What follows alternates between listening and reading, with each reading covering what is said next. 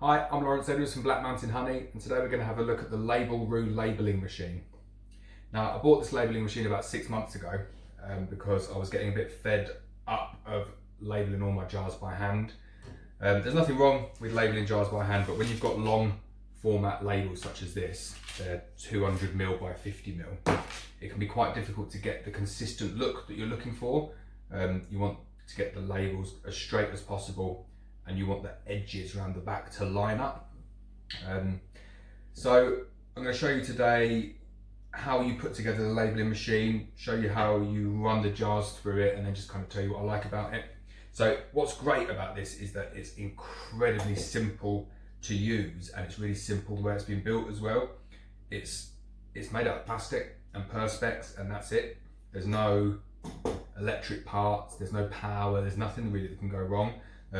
And the guy that I bought it from was really good and really helpful as well. So if you've got any issues, you can drop me an email.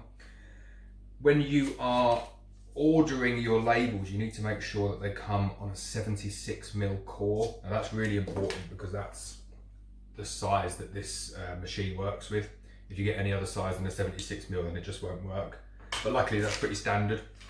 So that's the core, and that's how they come.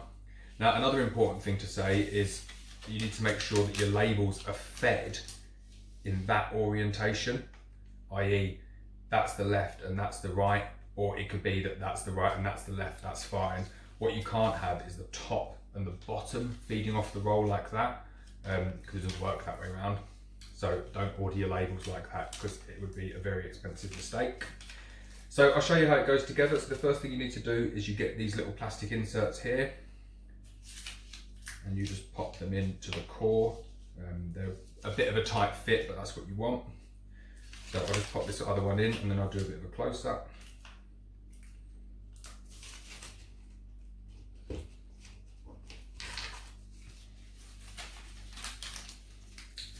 that's the close-up there.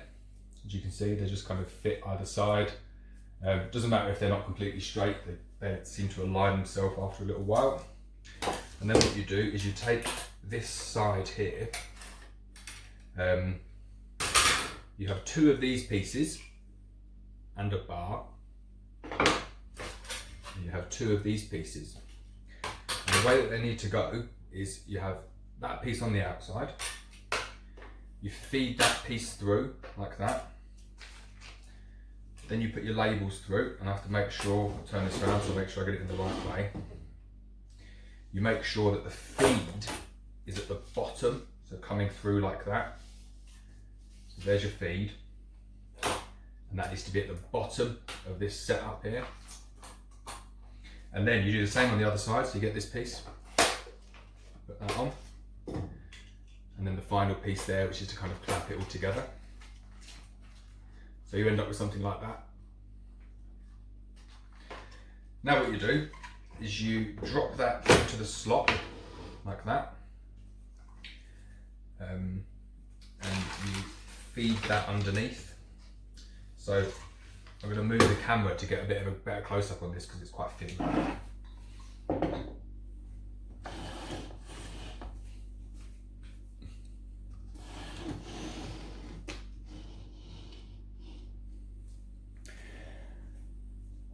Okay, so what you're trying to do now is you need to take this loose piece and feed it through the gap there.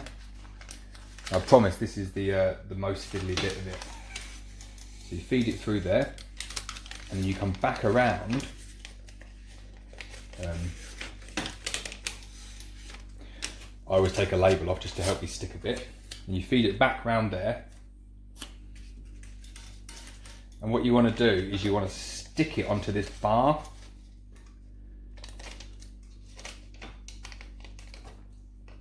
So I just use a bit of cut off label to do that. It doesn't have to be perfect at all, it doesn't have to be neat. And then what you do is you attach the handle. So you put the handle on there, and that just spins on. You can get it on. And that really is the difficult part done. So all you do now is you just rotate this round, and then what that does is that it starts to feed the labels through. So I always end up sacrificing a couple of the first labels to come through, because I find that as you turn this round, it's actually aligning itself. So I'll just remove that first label off there like that. That's gone. And that is it. The machine is now set up. So I'll just move this back up here so you can see it a bit better. And I will take a jar. Now these things here, you can set them up with your screwdriver. So you can go in here and move them, but I won't adjust them because these are pretty much perfect for what the jar size that I use. And then all you do is that you put the jar in there. You make sure that it's touching this side because that's your kind of datum. And then all you do is you just roll and spin it round like that. And that's it. Now, as you can see, that one there, it's gone on perfectly straight. It's actually a little bit too high on the jar, if you can see that. So, when you're setting it up for the first time, kind of an evening, it might take a couple of goes to get it set up correctly. I always have a couple of test jars that I can use.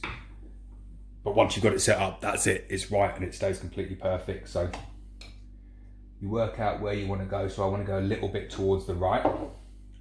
So all I do is I adjust that like that. Move it slightly to the right. Only a couple of millimeters. And then you take your next jar. You put that on. At that point you realise that you've gone the wrong way. So you take it back. Like I say, it's just a little bit of trial and error at the beginning, just to get it set up. And then once you're happy with it, you can do literally hundreds of jars in a row without tinkering with it. So I just want a couple more millimeters this way. And I think that should be good to go. Right, we'll give that a go. So again, all you do is you just turn it around like that.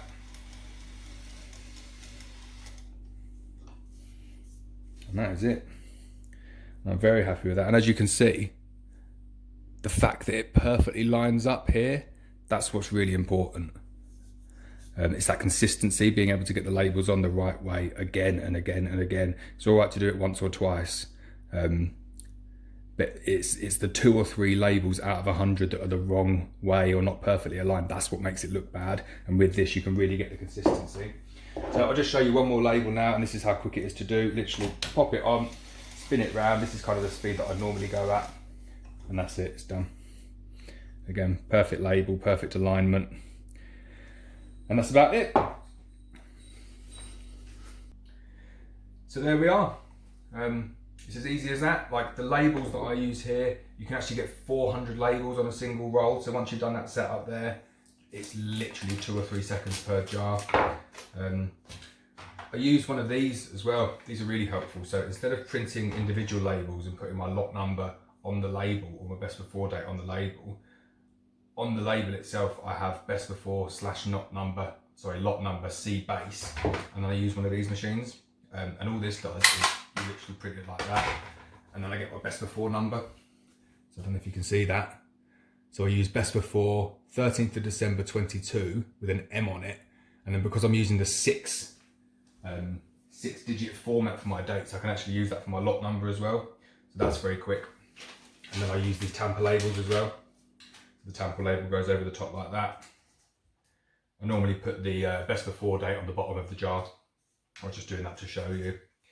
And that's it, so that's my setup. I get all of my labels from printedeasy.com. They're very competitive on the labels, and the prices really go down considerably when you start placing big orders with them. So I try and order 10,000 at a time, and it works out for a 200ml by 50ml label, which is perfect for 8 ounce and a little bit small for 12 ounce, but it'll work. Works out about 4.5, 5p per label. So I think it's very competitive. So very, very happy with the label room machine overall. If you want to upgrade from the label room machine, there's a number of electronic versions on eBay for about 500 or 600 quid. And the reviews, to be honest, aren't the best for them. And then the next step up from that, you're talking a kind of fully automatic setup, which can set you back about 7-8 grand. So I think for £200. It's actually less than that, for about £190 for something that literally cannot go wrong. It's a real bargain, and it's really speeded up the whole jarring and labelling process for me. So give it a go. Okay, so thanks again for watching my video, and I'll see you next time. Bye.